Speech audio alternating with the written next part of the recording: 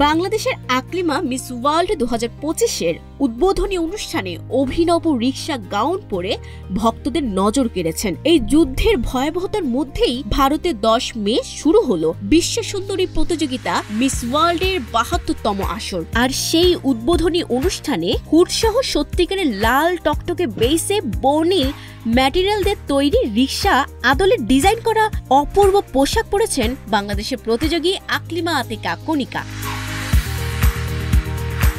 আর এই গাউনটি যে রিক্সা প্রাণিত তা এর সঙ্গে সংযুক্ত হুডটির মধ্য দিয়ে খুব বোল্ড স্টেটমেন্ট রূপে প্রতীয়মান। পোশাকটির সৌন্দর্যে সকলেরই চোখ ধাঁধিয়ে যায়।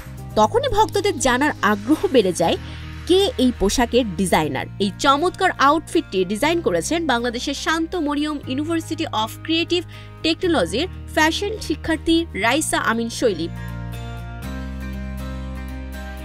আকলিমা এবছরের বিশ্ব মঞ্চে বাংলাদেশের প্রতিনিধিত্ব করছেন, যেখানে তার বাহ্যিক সৌন্দর্যকে ছাপিয়েও যোগ্যতা, ব্যক্তিত্ব আর আন্তর্জাতিক অঙ্গনে নিজেকে তুলে ধরার পূর্ব দক্ষতা প্রমাণ পাচ্ছে। সেখানে তিনি তার আত্মবিশ্বাসী মনোভাব এবং নিখুঁত উপস্থাপনার জন্য বেশ প্রশংসা পেয়েছেন। Sabikun Nahar Sadia, news flash 71।